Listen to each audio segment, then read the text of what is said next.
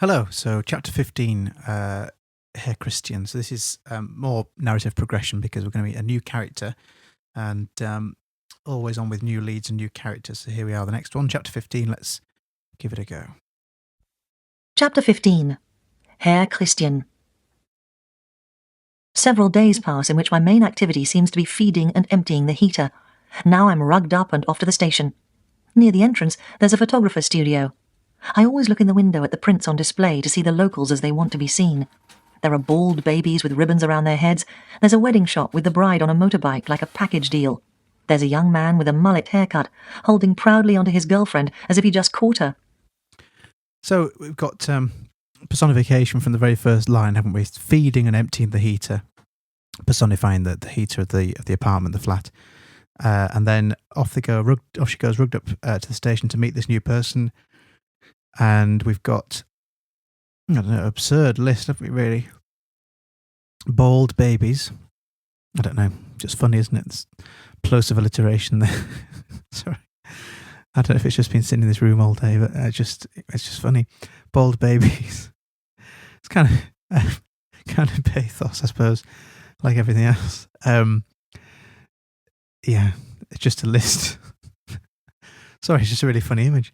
Bald babies with ribbons around their heads, a wedding shot with a bride on a motorbike, like a package deal. She's always bringing things back down, isn't she? Undermining things. I mean, this is a glamorous, well, not glamorous, that's probably the wrong connotations, but I don't know what I mean, a professional, let's say, wedding photograph with the bride on a motorbike, but then saying it's like a package deal, which makes it sound like it's sort of budget, cheap, I don't know, commodifying the bride, I guess, which is undermining it, isn't it? And then the young man holding proudly onto his girlfriend. That sounds nice. Oh no, hang on, as if he just caught her. So it's sort of again undermining the romance there. So always looking to undermine humanity, I think, is old Funder. Much like us, probably, and our sense of humour. So that's why it works quite well. Let's keep going. The photos change from time to time, but today, as always, there is one of a woman of staggering beauty. Beauty so fine I stare at it as if it were a puzzle or an answer. On the train, another beautiful woman sits opposite me. She has a baby in a halter on her chest. I wonder whether others notice the loveliness of the women here, or are used to it. The Turkish man next to me is otherwise absorbed. He can see his own reflection in the window next to the woman, so he pulls a comb from his pocket and draws it lovingly through his moustache. The young mother is looking down at her baby, and I can't take my gaze away from them. When she raises her head, I see she has a pierced nose, and that her blue eyes are crossed just slightly, drawn to the stud as if it were a magnet. And there we go again. Just when we thought we'd got this untainted, unsullied description of some attractive people in Berlin, particularly the women, we then undermine it by saying their eyes are crossed slightly, as if drawn, as if it were a magnet. Brilliant! What a great simile! As if a magnet in a nose stud is drawing her eyes down towards it. I think it's great. Yeah. So quite. We've been used to describing these women in the novel, but not novels, in the text as being quite masculine almost. But in this section, we actually see a bit more of a range of humanity as well. I stand at the edge of the car park at Potsdam station. All the other passengers stream ahead of me to cars and trams and places they know. When they're gone, I'm alone, except for a man in jeans leaning on the bonnet of the biggest, blackest BMW I have ever seen. He waves at me. This is my lift.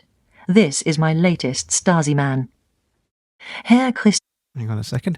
Yeah, I mean, the last bit, it feels like it should be something, and it's just deixis, really, isn't it? Deixis, it's the using this is my lift, this is my latest Stasi man. Just that use of that pronoun there, this. But it sort of feels more dramatic, I suppose, and that's the effect she's going for. So deixis there. D-E-I-X-I-S. Christian shakes my hand warmly. He has a big, crooked smile. Oh, there we go. Just met him and we're focusing on his appearance. Fair enough, I suppose. I mean, we need to understand what he looks like. A big, crooked smile. So not a nice smile, probably, or possibly, but a crooked smile. I thought a tour would be a good idea, he says, his voice airy and smoky, to show you some of the places we operated. Great! He opens the car door for me, springs around the other side and jumps in. I look across. It's quite a long way. Herr Christian is in his mid-40s, with a young, flat face and a nose that has been broken several times.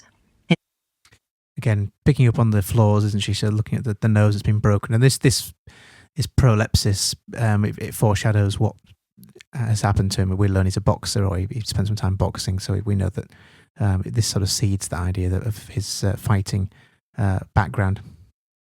His hair is bunched in wiry blonde curls close to his head. His eyes are small and blue and sparkly.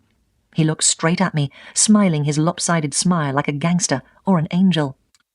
Yeah, so lopsided smile. We've had that crooked smile, lopsided smile. Not particularly flattering. Oh, excuse me. Sorry, I'm not bored. I'm just genuinely tired.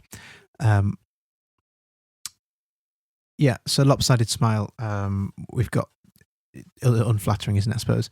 But then this strange oxymoronic description as like a gangster, this simile, like a gangster or an angel. What a strange, I don't know, what a bizarre thing.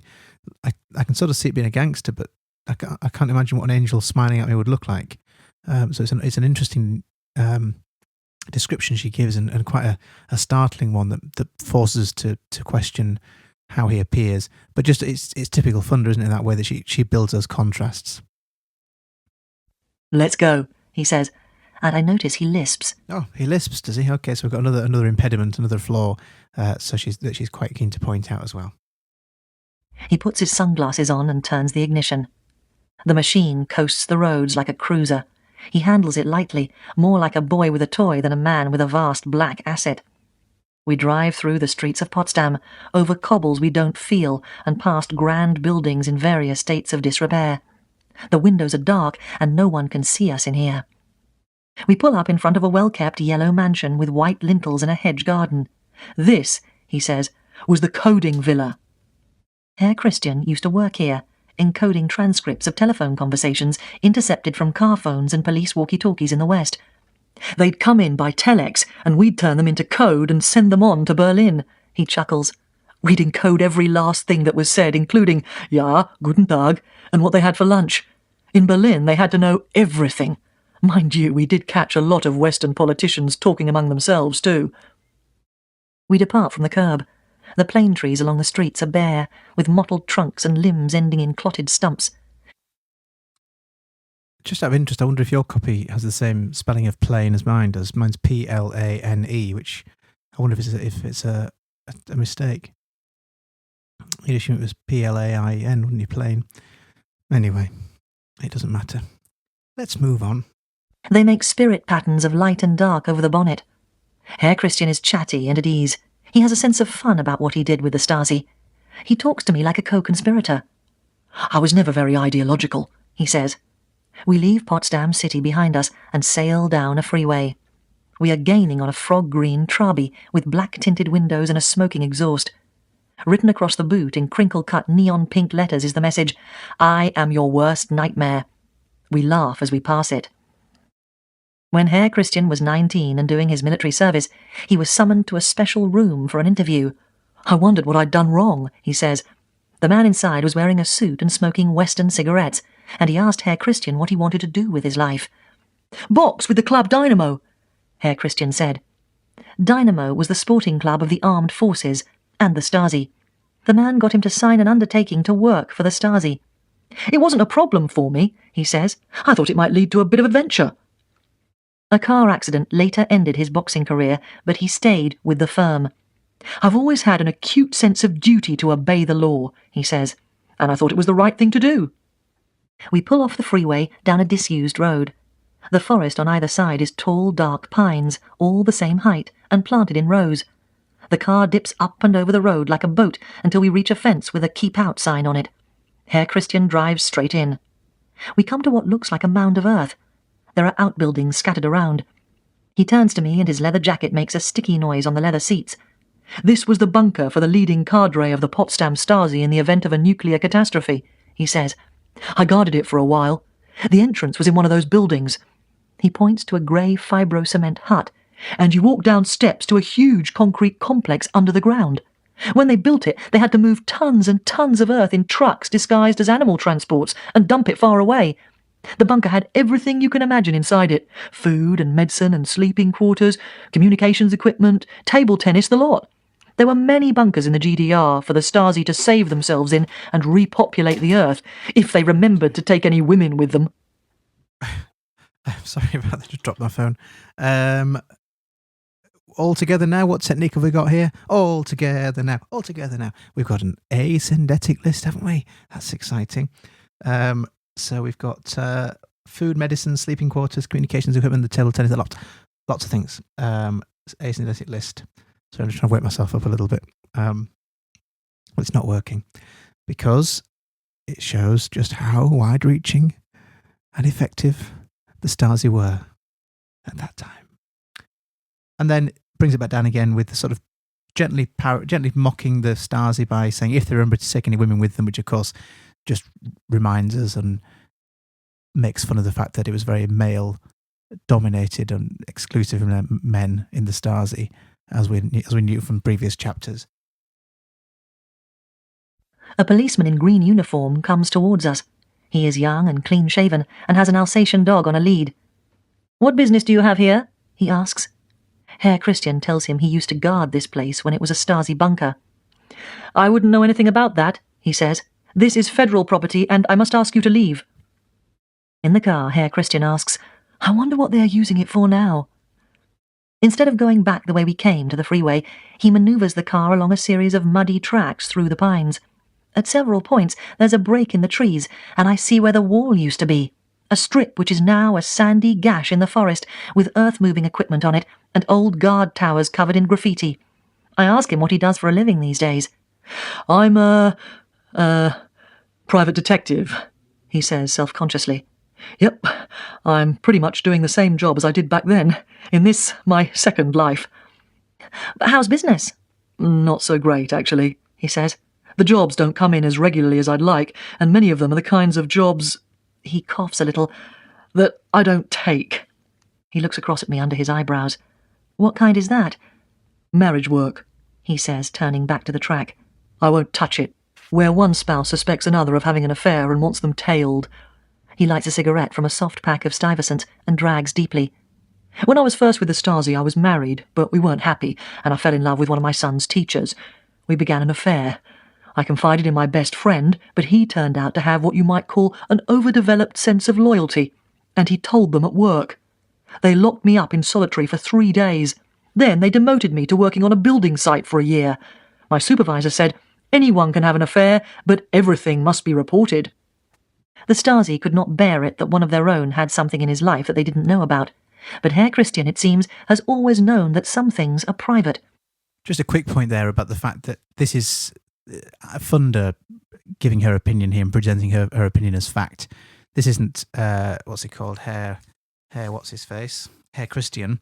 This is her narrative explaining the Stasi couldn't bear. I mean, I'm sure she's right, but it's her opinion. So when we're looking to compare, it might just worth having that as another thing to.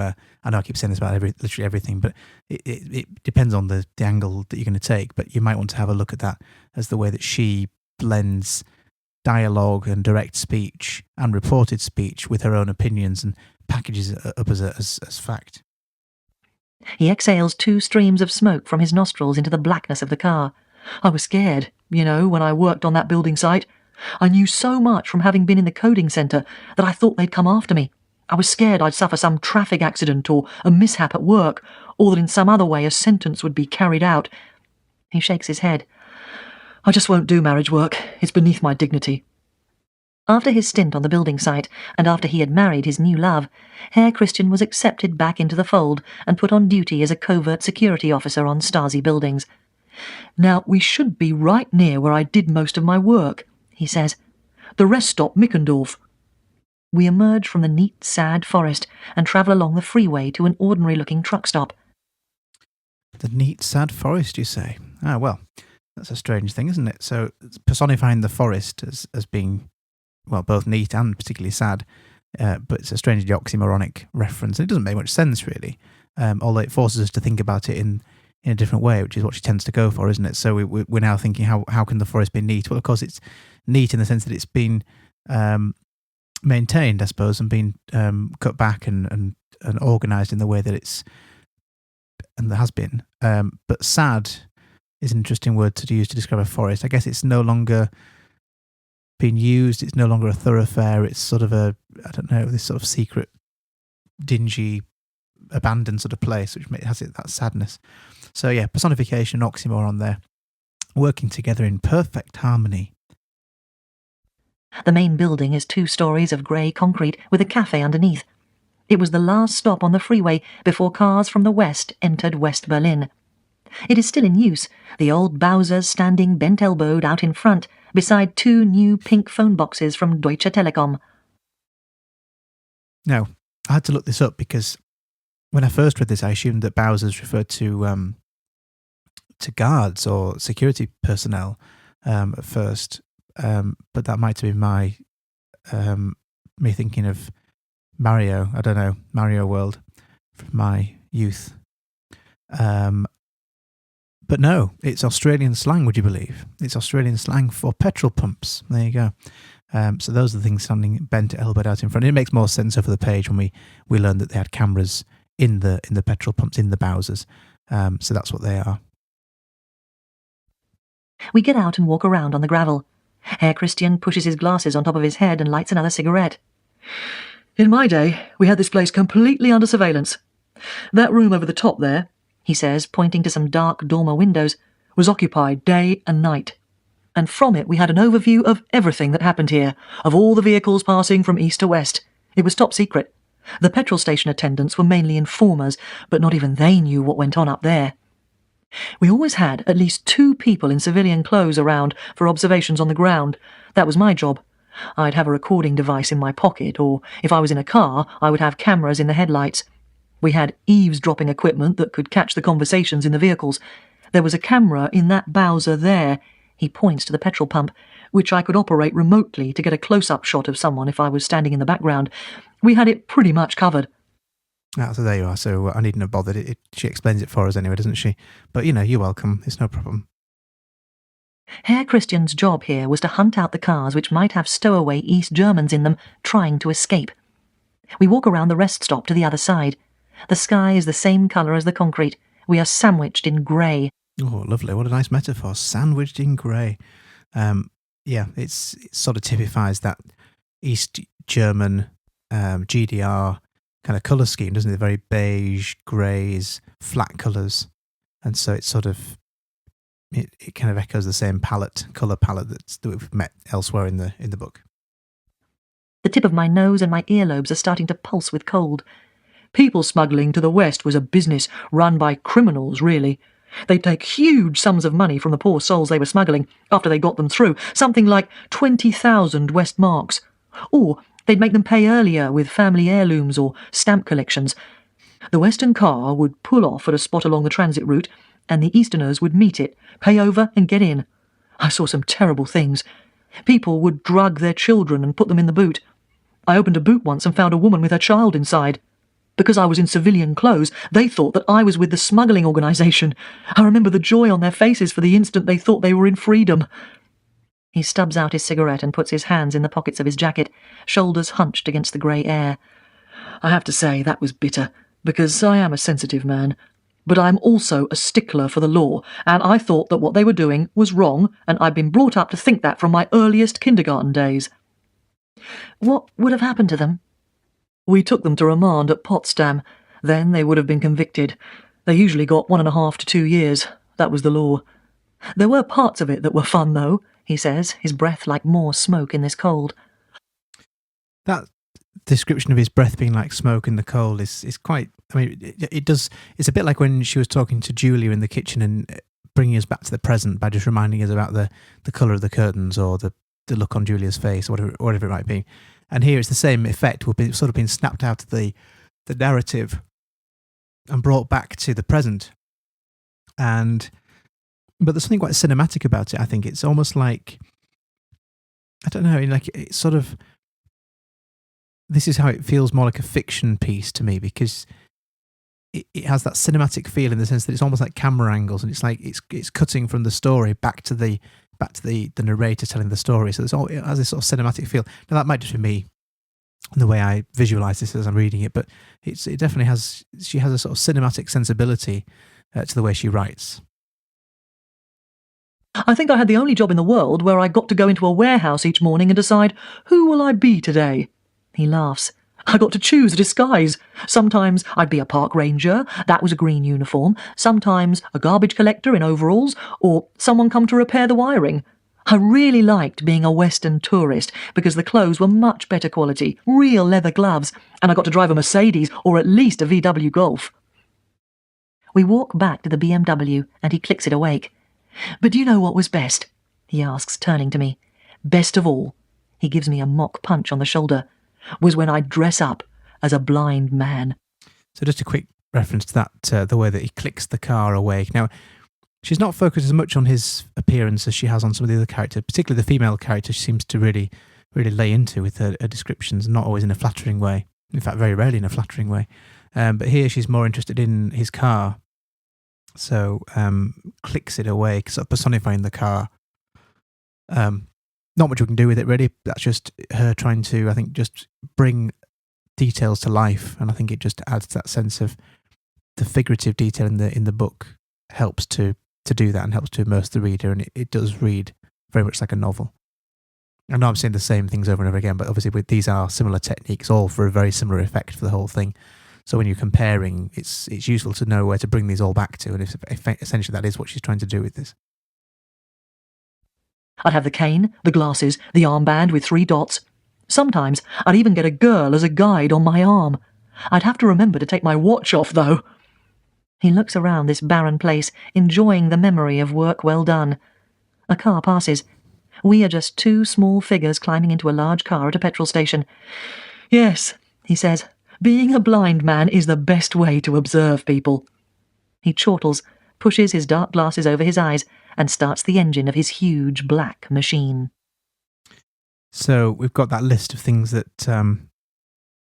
that he has as a blind man: the cane, the glasses, the armband with 3 dots. Just the thoroughness and the sort of depth of disguise that he would have and used. And then towards the end of that chapter, then his huge black machine, again referring to the car there as a machine, that metaphor.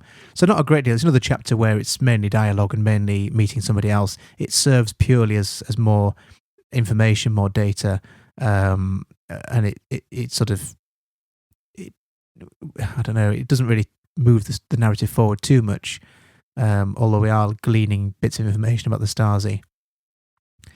And I think what you tend to find in this is we tend to go from a chapter which might be very, very narrative, very dialogue heavy, such as that one, and then you might go back to Anna Funder's own narrative, which is full of figurative details, and it's quite balanced in that sense. So she tends to alternate between the two. And personally, I find it quite a relief to go back to her narrative. I quite like the way in which she writes, and it's always quite a nice reward when you get to go back to those sort of chapters. And chapter 16, the next one has a little bit more of that. So let's look forward to that next time. I think I'm going to stop recording for today because I think I've had enough and I think I'm losing my mind. So with that, I'll see you in chapter 16. Cheers.